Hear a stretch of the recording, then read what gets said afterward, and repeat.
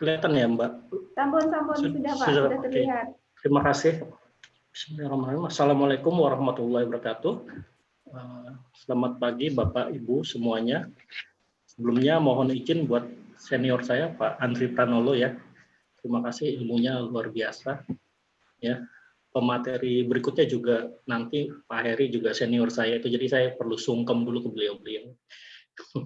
Oke, saya dikontak oleh panitia diminta untuk berbagi ya, sebenarnya di sini berbagi tentang layanan Crossref dan bagaimana mengoptimalkan layanan Crossref ini supaya menuju jurnal bereputasi. Jadi apa yang akan saya sampaikan sebenarnya nyambung dengan materi Pak Andri Pranolo sebelumnya, kalau beliau tadi tentang tata kelolanya, maka kemudian saya akan sampaikan dalam perspektif Crossref bagaimana layanan-layanan Crossref ini bisa membantu jurnal Bapak Ibu yang dikelola untuk kemudian menjadi jurnal yang bereputasi. Sebelumnya perkenalkan, nama saya Muhammad Ratodi. Saya konteksnya kali ini sebagai Crossref Ambassador di Indonesia. Sehari-hari saya bekerja di UIN Sunan Ampel, Surabaya.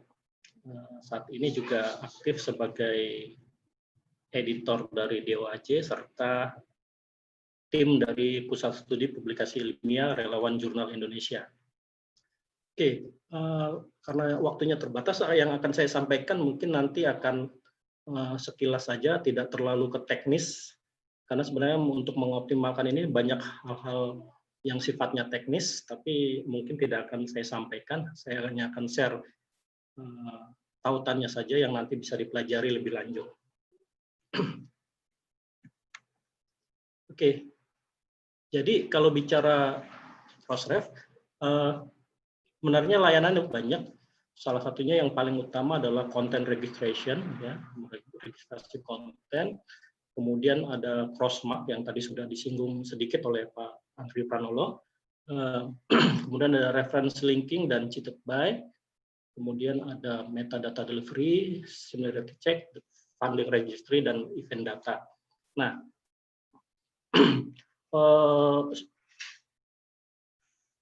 majornya adalah utamanya di Crossref adalah di content registration, yang kemudian kita kenal dengan DOI, Digital Object Identifier. Jurnal Bapak Ibu pastinya kalau salah satu syarat untuk akreditasi kan saat ini harus punya DOI ya. Nah, kemudian berlomba-lomba kemudian pengelola jurnal mencantumkan DOI-nya, ya, DOI yang dari Crossref untuk ditampilkan di jurnalnya masing-masing. Tapi ternyata dari kami di Crossref sendiri layanannya juga cukup banyak ya, jadi yang tidak hanya DOI. Nah, dalam hal ini nanti sangat penting bagi Bapak Ibu pengelola jurnal memahami bagaimana kemudian konten-konten yang diregistrasikan ini harus diapakan, harus bagaimana sehingga kemudian konten yang diregistrasikan tersebut dapat ditemukan, dapat dimanfaatkan, dapat digunakan oleh publik secara luas. Tidak hanya dalam skup nasional, tapi skupnya internasional. Karena kan konteksnya kita tadi mau menuju jurnal bereputasi, lebih spesifik lagi adalah bereputasi internasional.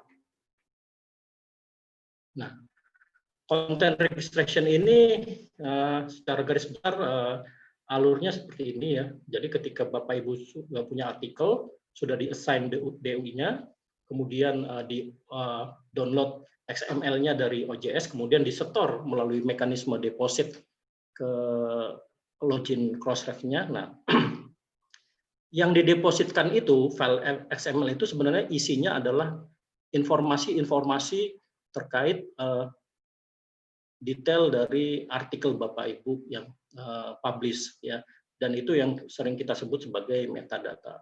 Ada informasi penulis, ada informasi title, abstrak, funding, license dan sebagainya dalam bentuk XML.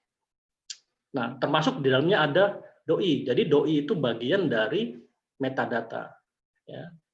Ketika metadata itu di-upload ke sistem Crossref, di Crossref diterima, kemudian dijadikan satu sistem besar satu database yang kemudian database ini digunakan oleh semua pihak atau semua organisasi yang berkepentingan. Ya, ini kemudian nanti di Crossref sendiri ada yang namanya search crossref.org. Kalau selama ini kita sering googling, ya, cari artikel itu di Google Scholar, tapi namanya Google Scholar kan semua masuk ya, semua artikel apapun bisa masuk, bahkan tugas-tugas mahasiswa pun bisa masuk mungkin. Nah, tapi kalau di search Crossref ini adalah semua artikel yang memiliki doi, jadi lebih terfilter. Nah, kemudian dengan begitu nanti artikel di jurnal Bapak Ibu ini kemudian diseminasinya bisa lebih luas, ya, bisa lebih mudah ditemukan, bisa lebih mudah untuk dibaca, dan ujung-ujungnya bisa lebih besar kemungkinan untuk disitasi. Nah, jadi seperti itu. Di content registration. Intinya adalah di metadata, di publikasi online, di era publikasi online seperti ini, metadata memainkan peranan penting. Seberapa bagus metadata dari artikel Bapak Ibu itu akan mempengaruhi kualitas diseminasinya. Ya, mungkin kalau selama ini kita fokusnya pada konten, betul, kontennya bagus, proses bisnisnya bagus, tapi kemudian jangan sampai melupakan aspek metadata. Karena kan tadi seperti Pak Andri Prabowo bilang, kita hidup di sebuah sistem yang mengandalkan mesin ya, serba mesin untuk membacanya, maka metadata ini menjadi penting. Di Crossref kita sudah membuat apa yang namanya Crossref metadata API ya. Jadi untuk apa? Ya, tujuannya macam-macam, bisa untuk profiling penulis ya. Kita bisa juga untuk bisa menjadi sumber database atau basis data untuk bidang keilmuan tertentu. Bisa untuk membuat jejaring dari science scholarly sharing, jadi berbagi terkait keilmuan. Bisa juga untuk manuskrip tracking ya, pelacakan manuskrip dan sebagainya. Ya. Jadi metadata ini menjadi sangat vital untuk diperhatikan bagi Bapak Ibu pengelola jurnal. Nah, itu tadi di content registration. Bapak Ibu sudah tahu doi dan sebagainya, maka mulai sekarang ketika menginput metadata artikel sebisa mungkin dilengkapi. Ya, dari mulai title, abstrak, author, keyword, sampai fundingnya ya. Tadi ada fundingnya juga disebut oleh Pak Andri Pranolo sebelumnya. Funding kalau perlu kita cantumkan di metadata OJS. Layanan yang kedua adalah crossmark ya. Apa sih crossmark itu? Jadi mungkin Bapak Ibu yang sudah pernah dengar atau yang belum. Jadi crossmark itu sebenarnya sebuah tombol, dia semacam tombol, tapi dalam tombol itu ada seperangkat metadata yang kemudian menginformasikan pembacanya terkait apa? Terkait pertama status publikasinya dari artikel. Baik status saat ini yang diupdate ataupun retraksi misalkan bila ada retraksi. Kemudian informasi pendonor dana atau fundingnya tadi. Kemudian ORCID ID, publication history, lisensi dan hak cipta, serta banyak lagi fleksibel. Informasi yang mau ditambahkan itu fleksibel. Saya kasih contoh tampilannya. Nah, ini jurnalnya Pak Andri Pranolo. Saya buka salah satu artikelnya. Ketika saya buka salah satu abstract page-nya, di situ Bapak Ibu bisa lihat yang saya kasih garis merah ini, kotak merah ini adalah logo dari Crossmark ya. Jadi check for update. Ini tombol. Tadi saya bilang tombol. Ketika diklik nanti akan menampilkan spesifik informasi-informasi. Ketika diklik nanti akan muncul informasi seperti ini. Ya, dokumen is current, jadi statusnya saat ini. Ada informasi author kalau itu diklik, ada fundingnya siapa, informasi lisensi dan hak ciptanya, kemudian informasi yang lain-lain. Nah, kalau Bapak Ibu perhatikan di jurnal-jurnalnya Elsevier ini udah sebagian besar, mungkin udah mayoritas sudah menerapkan prinsip ini ya, jadi crossmark ini. Nah, tapi kalau di kita masih belum wajib ya di Arjuna atau itu nggak ada ya. bila menerapkan ini kemudian dapat poin enggak. Tapi kita lihat good practice-nya di luar sana, ternyata ini sudah diterapkan dan kalau bisa kita tiru, kenapa tidak? Nah, ini salah satu contohnya. Nah, terkait status, jadi namanya sains ini, artikel ini sebenarnya dinamis. Ketika satu artikel sudah terbit, tidak berarti selesai prosesnya.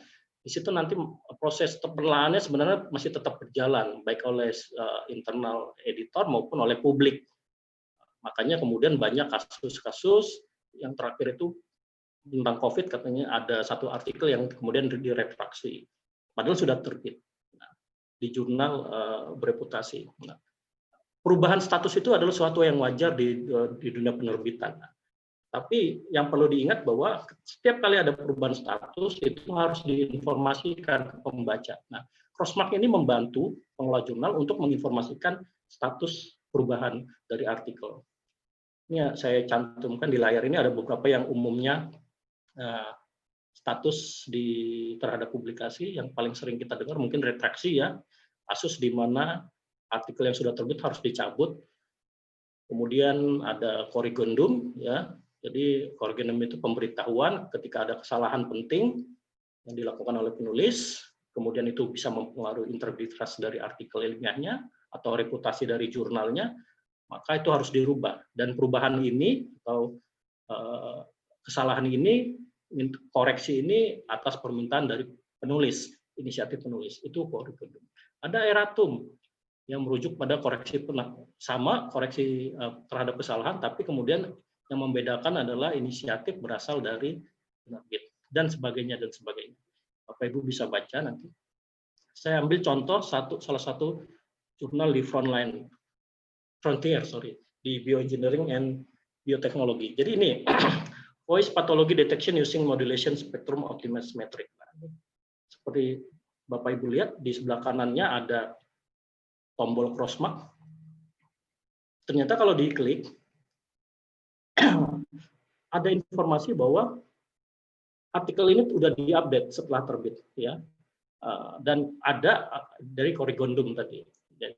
Dan ada linknya, doi-nya baru untuk informasi tentang korrigendum tersebut.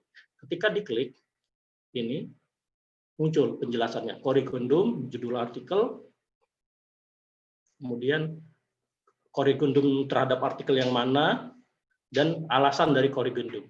Nah, ini informasi seperti ini bisa kita menggunakan fitur dari Crossmark.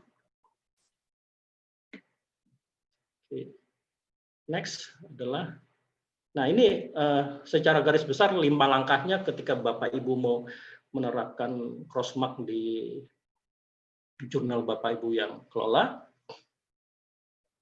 Yang pertama adalah buat Crossmark policy page di situs OJS-nya. Kemudian setelah itu depositkan Crossmark metadatanya. Lagi-lagi kita mainnya metadata.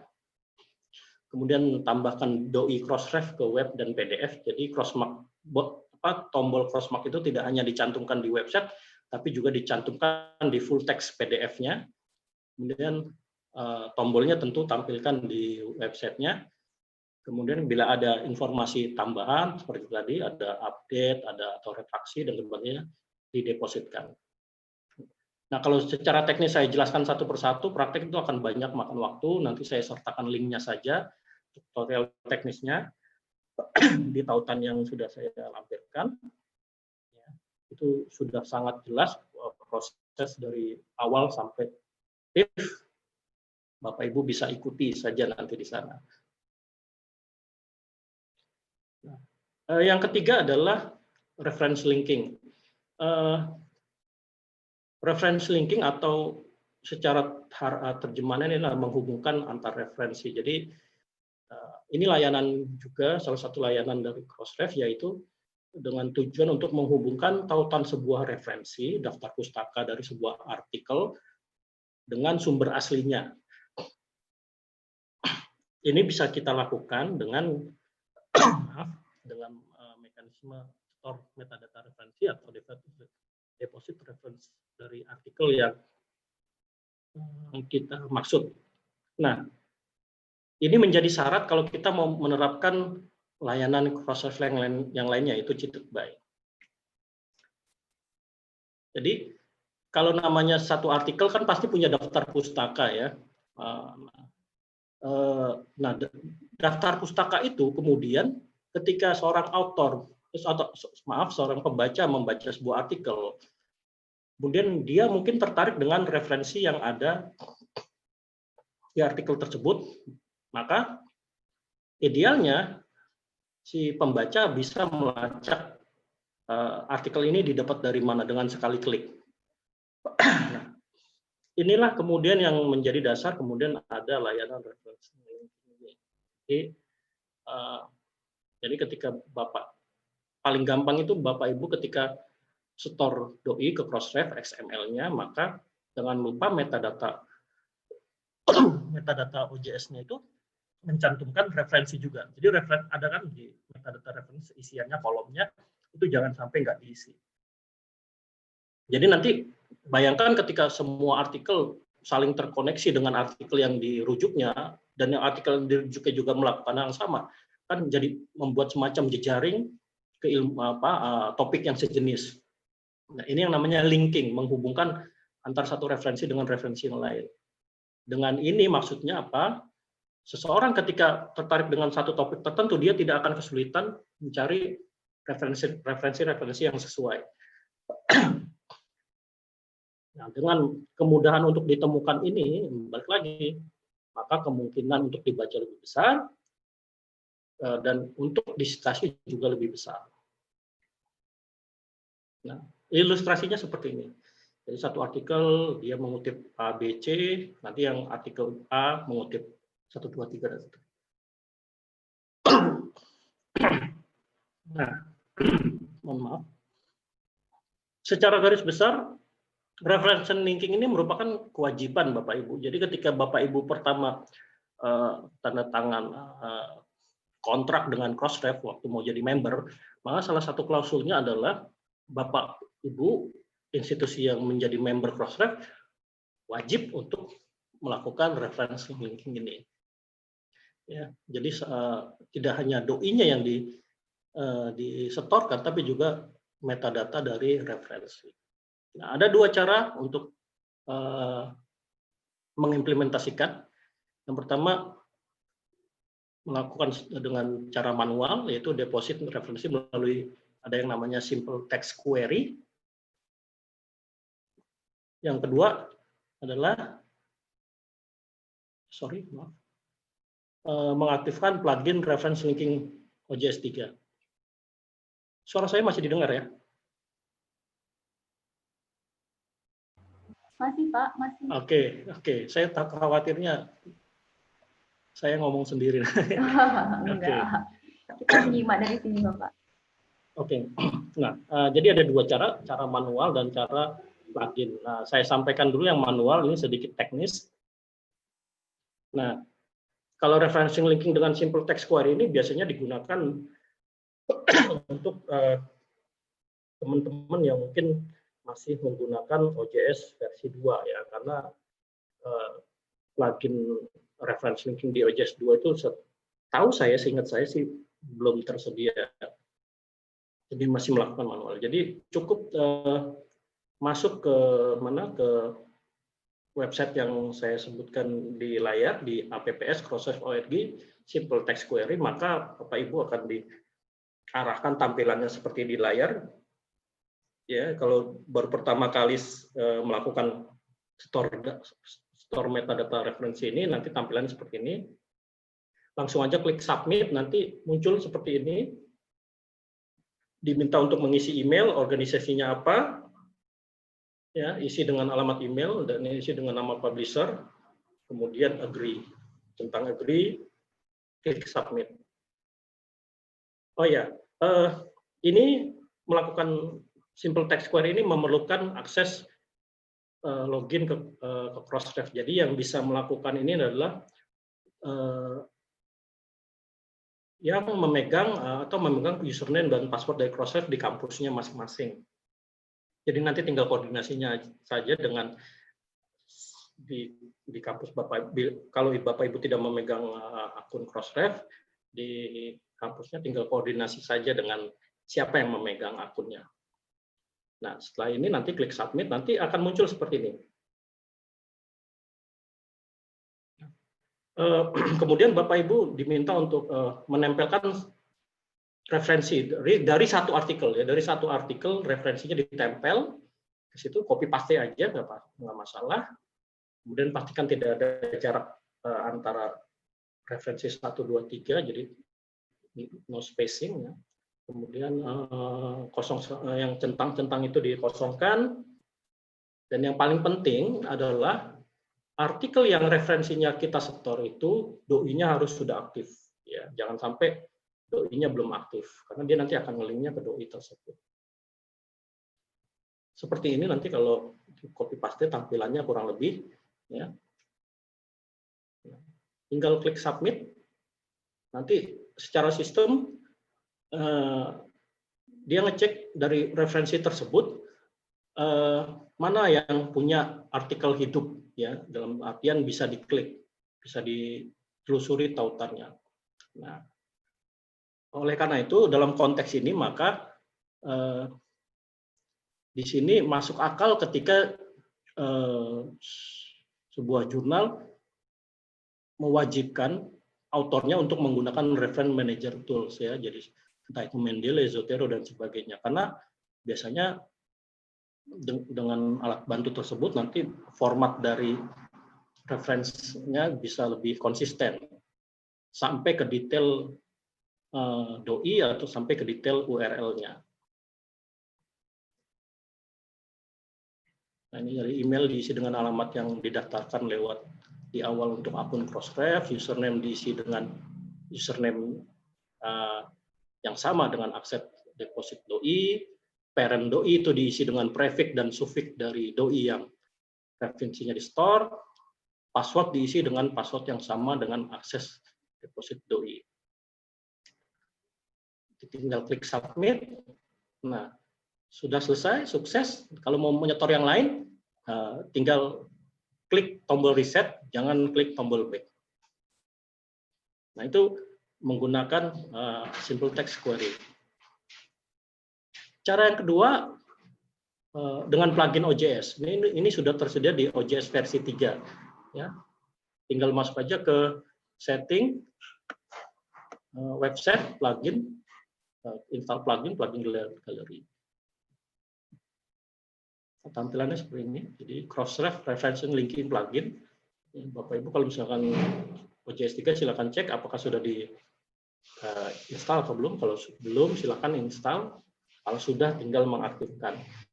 Jadi nanti kalau sudah diaktifkan, ketika Bapak Ibu masuk ke metadata artikel, selain ada tab submission terkait tentang metadata submission, ada tab identifier terkait dengan doi, nanti ada tab referensi di mana Bapak Ibu bisa menempelkan referensi dari artikel tersebut. Jadi sudah langsung ketika nanti ini sudah diaktifkan, doi-nya sudah aktif, doi-nya ditarik, maka metadata referensinya sudah menempel ke dalam metadata doi tersebut. Tinggal disetor ke Crossref. Itu reference linking. Jadi ini salah satu obligasinya Bapak Ibu yang sudah menjadi member Crossref. Nah, kemudian cheated by. Cheated by itu apa dan bagaimana? Sebenarnya cheated by itu kita mau melihat siapa mengutip siapa, ya. Artikel mana dikutip oleh artikel yang mana, berapa kali, oleh siapa, di jurnal yang mana, ya. Kalau selama ini kita melacak sitasi kan biasanya menggunakan Google Scholar. Tapi Google Scholar itu kan sebenarnya peruntukannya hanya untuk profil autor, bukan untuk profil instansi atau profil lembaga seperti jurnal, ya. Jadi peruntukannya memang seperti itu. Nah, dan kalau kita mau ngecek sitasi kan kita harus masuk ke lihat di Google Scholar-nya, ya, dari jurnal yang selama ini. Nah, kalau dengan cheated by ini tidak, ya. Jadi informasi jumlah sitasi bisa Bapak Ibu tampilkan, bisa Bapak Ibu perlihatkan di masing-masing abstract page, ya. Jadi bisa lebih fokus ke artikel yang dimaksud. Jadi ini nanti dengan sistem cheated by ini kami di Crossref ini berkomitmen untuk membantu bagaimana menemukan informasi terkait siapa yang mengutip konten milik jurnal Bapak Ibu. Nah, ini juga saya ambil contoh di jurnalnya Pak Andri Panolo. Saya buka salah satu levelnya. Kalau tadi sudah ada check for advana. Jurnal ini, artikel ini multi-level thresholding hyperspectral ini ternyata sampai kemarin sore saya lihat ini sudah disitasi oleh 2 artikel. Dari mana taunya? Ini yang saya lingkari merah itu. Ya, ada angka 2. Nah, kita tidak perlu harus lari ke Google Scholar untuk melihat siapa yang mutasi ini. Nah, tapi kita bisa lihat langsung di tampilan dari abstract page. Ini kalau kita klik akan diarahkan ke, kebetulan ini pakai pihak ketiga ya, dalam hal ini Dimension. Ketika diklik akan diarahkan ke halaman Dimension. Nah, kita bisa melihat artikel-artikel mana saja, jurnal mana saja yang mengutip artikel di jurnal yang tadi multi level thresholding tersebut. Ya, kita bisa lacak. Nah, tapi ada prasyaratnya supaya angka citasi ini bisa muncul kalau bicara cheated by. Maka syaratnya adalah ketika artikel tersebut sudah artikel ini katakan yang Bapak Ibu lihat di layar ini telah menerapkan cheated by, maka artikel yang mengutip, jurnal yang mengutip juga harus melakukan hal yang sama, harus menyetorkan metadata referensinya ke Crossref. Ya. Jadi kalau misalkan, makanya di sini akan ada, bisa saja terjadi perbedaan, kok di sini bilangnya 2, baru dikutip 2, padahal kalau saya cek di Google Scholar sudah 6 misalkan. Ternyata selisihnya ada 4, ternyata yang 4 itu yang mengutip 4 artikel yang mengutip itu jurnalnya belum melakukan cheated by, jadi tidak terdeteksi. Jadi syaratnya memang harus sesama jurnal tersebut, sama artikelnya sama-sama sudah menerapkan cheated by. Ya. Jadi bayangkan kalau jurnal dalam skop yang sama, kemudian sama-sama komitmen semua melakukan cheated by, maka sangat masuk akal kemudian nanti angka-angka citasinya ini kemudian bisa terdeteksi dengan cepat. Nah, ini ada 4 langkah secara garis besar, ada 4 langkah ketika menerapkan cheated by.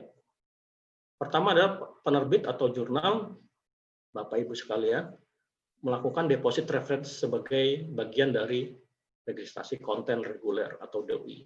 Nah, tadi yang sudah saya sampaikan, nyetor data bisa pakai simple text query atau bisa menggunakan plugin. Nah, kemudian kedua, ini dari sisi Crossref-nya, secara sistem akan mencocokkan metadata referensi yang disetor tersebut dengan DOI yang ada di basis data Crossref. Ada yang nyambung nggak? Jadi supaya ada membangun sebuah koneksi kutipan atau cheated by.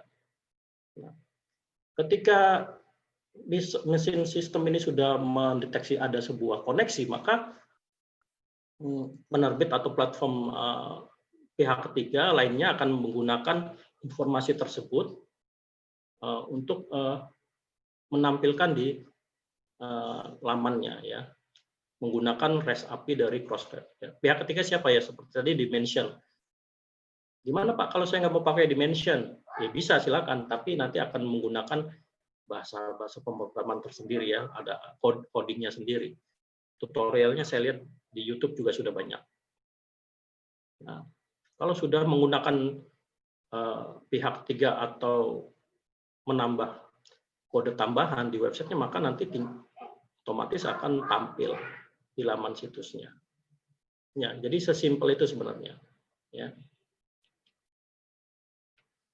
Nah, ini ada beberapa tautan yang mungkin bisa Bapak Ibu pelajari, ya, tergantung situasi dan kondisi masing-masing jurnal. Ya, jadi ada untuk OJS 2 seperti apa, kemudian bagaimana membuat dimension batch-nya tadi di OJS 2 seperti apa, sudah ada panduannya. Bagaimana membuat dimension batch di OJS 3 juga sudah ada panduannya. Jadi kalau sudah tadi melakukan setor data, kemudian sudah memasang dimension batch, sudah tinggal lakukan proses bisnis seperti biasa. Nah, terus bagaimana Pak, metadata saya yang dulu-dulu kayaknya belum lengkap, masih banyak bolong-bolongnya. Metadata bisa diperbaiki, ya. Jadi Bapak Ibu bisa memperbaiki metadata yang sebelumnya, ya, tanpa kemudian harus istilahnya deposit lagi, menggunakan apa yang namanya metadata manager. Jadi Bapak Ibu tinggal masuk ke link Crossref ORG metadata manager, loginnya menggunakan akses yang digunakan untuk biasanya deposit XML-nya Crossref, yang biasanya di DOI Crossref ORG. Username dan password-nya sama. Jadi di dalamnya nanti Bapak Ibu bisa melakukan modifikasi atau perbaikan metadata dari terbitan-terbitan yang sebelumnya sudah, atau dari artikel-artikel yang sebelumnya sudah didaftarkan di Crossref. Sebenarnya masih ada lagi funding, ya. Jadi intinya nanti ketika mengisi metadata di OJS, ya, Bapak Ibu sebisa mungkin lengkap, termasuk funding tadi. Banyak dari kita, jurnal kita menerima artikel hasil hibah penelitian, ya. Nah, tapi kemudian ketika di metadatanya tidak dicantumkan informasi atau nama dari penyandang dananya. Nah, sebaiknya dicantumkan juga itu. Misalkan di Poltekkes penyandang dananya adalah Kementerian Kesehatan, maka di metadata artikelnya di bagian fundernya itu cantumkan informasi tersebut Kementerian Kesehatan. Jadi ketika nanti XML-nya di-download, XML-nya itu informasi fundingnya juga masuk atau ikut disetorkan ke Crossref. Nah, Bapak Ibu kemudian mungkin sudah ada yang lama kenal dengan DOI, ada yang baru, tapi pertanyaannya sekarang adalah seberapa baiknya sih metadata Anda, gitu ya. Gimana saya mengetahui apakah jurnal saya atau institusi saya kualitas metadatanya di Crossref sudah baik, optimal atau belum? Bapak Ibu bisa ngecek yang di sini ada fiturnya namanya Crossref Participation Report. Ini secara online, Bapak Ibu. Jadi masuk aja ke sini, www.crossref.org/members/spread.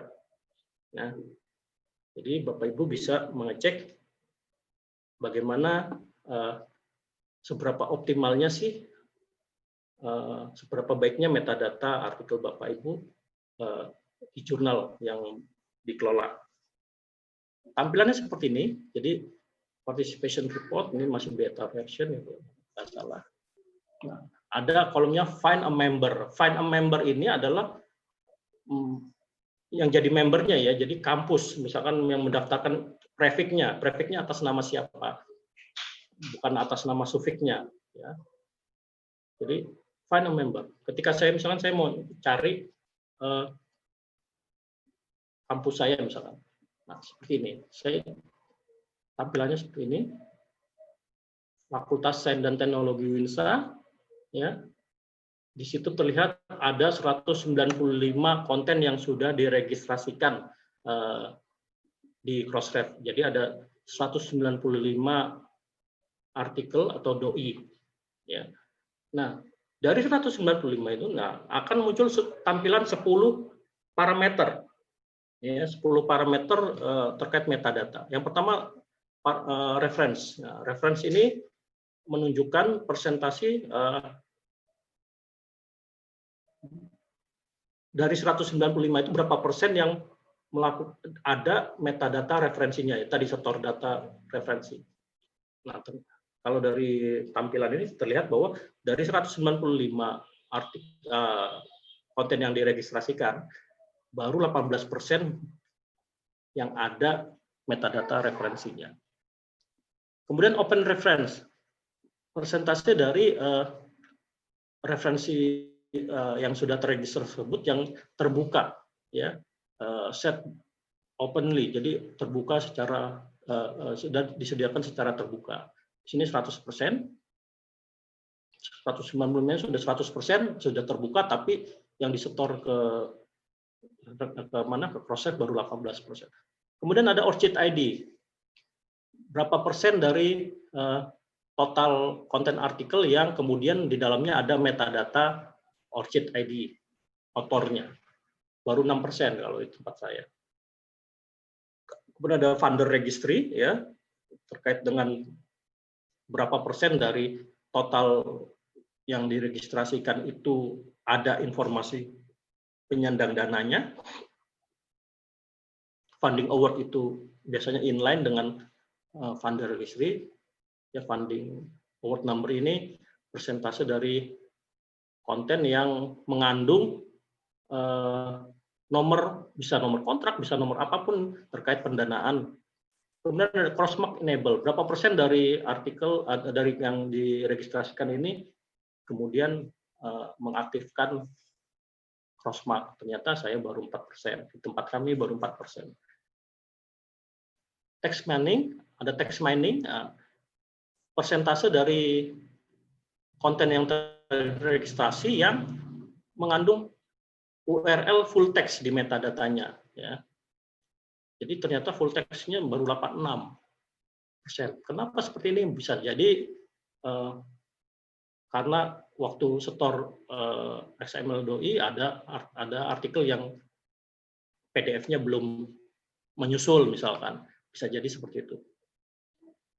Kemudian license URL adalah persentase dari registrasi yang konten yang terregistrasi yang kemudian mengandung atau mencantumkan informasi lisensi di dalam metadatanya, ya.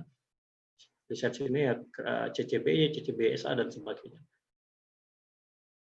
Similarity check URL adalah presentasi dari konten yang terregistrasi yang kemudian URL-nya ini bisa dilacak oleh mesinnya similarity check, dalam hal ini dari Authenticate, ya.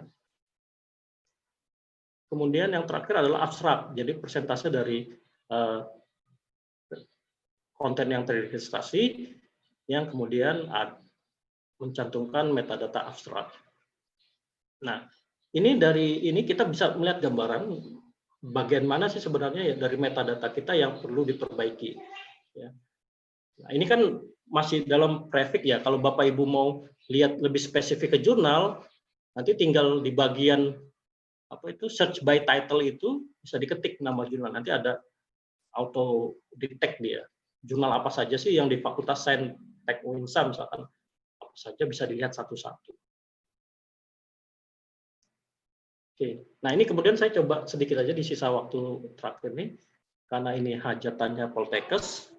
Saya coba cari di jurnal di Sinta dengan kata kunci publisher-nya itu Poltekkes, ya. Kenapa jurnal? Karena kita kan publisher ya, konteksnya penerbit. Tidak saya cari di bagian author karena author itu lebih ke individu. Nah, kemudian saya coba ambil sampling 10 penerbit pertama, mulai dari Poltekkes Kemenkes Jogja sampai Poltekkes Kemenkes Kalimantan Timur. Nah, kita sama-sama lihat tadi performanya. Ya, yang pertama terkait deposit metadata reference, ya. Jadi ternyata dari sekian ribu artikel tadi pada 10 institusi ini, penerbit ini, belum ada satupun yang melakukan store data reference, ya. Baik di Jogja, di Tanjung Karang, Semarang sampai Aceh, ya. Yang oranye ini jumlah artikel terregistrasi di Crossref, yang hijau itu seharusnya adalah referensi yang terdaftar, tapi belum ada. Kemudian terkait dengan open reference ya. Jadi mostly kebanyakan telah menerapkan open reference ya, kecuali di Tanjung Karang ya masih 0% dan sebagainya. Kalau yang sisanya ini sudah menerapkan open reference, sudah cukup baik terkait open reference. Kemudian terkait ORCID ID. Nah, jadi baru sekitar 14%-an aja lah dari total register yang konten yang diregistrasikan dari 10 publisher ini yang kemudian mencantumkan ORCID ID. Ya. Misalkan di Poltekkes Yogyakarta dari 81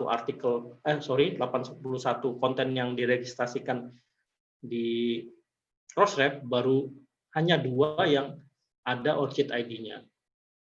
Tanjung Karang 251 hanya 8, Semarang 527 bisa dikatakan doi, 527 artikel atau doi, tapi hanya 16 yang ada ORCID ID-nya dan seterusnya. Jadi masih sangat kecil. Jadi mungkin kedepannya bisa jangan lupa untuk mencantumkan ORCID ID penulis di metadatanya. Kemudian funder. Nah, baru 1% konten terregistrasi yang mencantumkan info fundernya. Ya, dalam hal ini Poltekkes Jogja yang sudah memulainya. Ya, dari 81 sudah ada 10 artikel yang mencantumkan fundernya. Yang lain belum.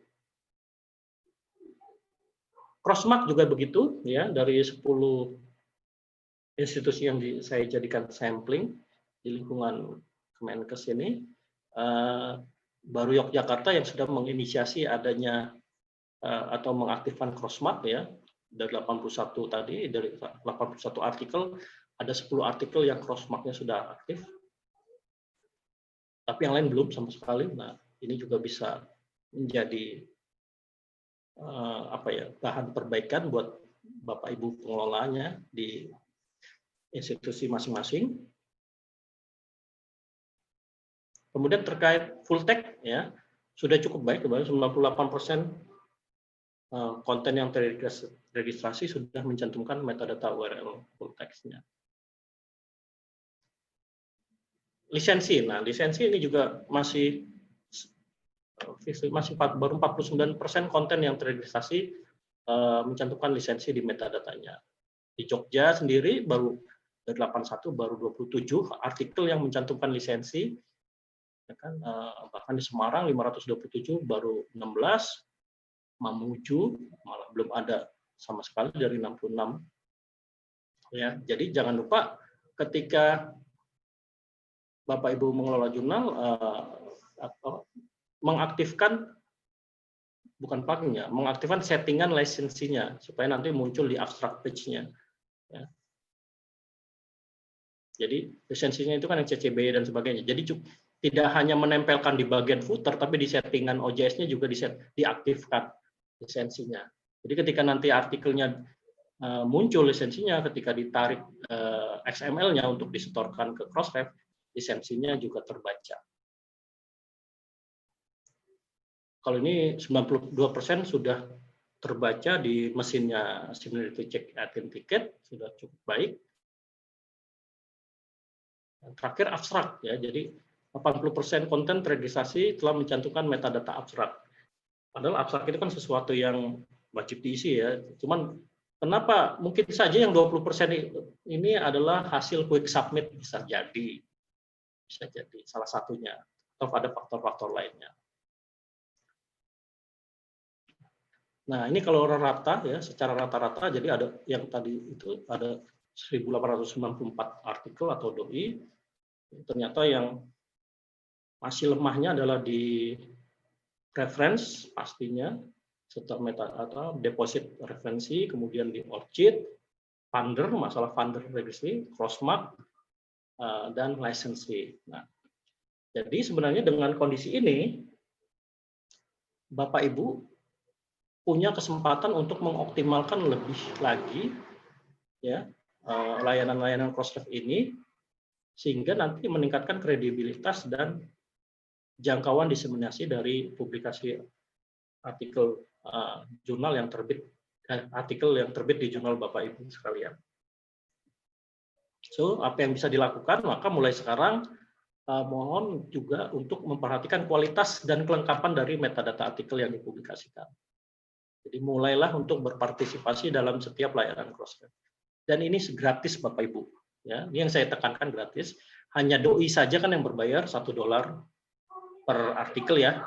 Kemudian tapi layanan sudah digratiskan. Crossmark tadinya bayar $0,02 per artikel atau per doi, tapi mulai Januari 2020 Crossref telah menggratiskan Crossmark. Jadi silakan untuk berpartisipasi dalam setiap layanan Crossref.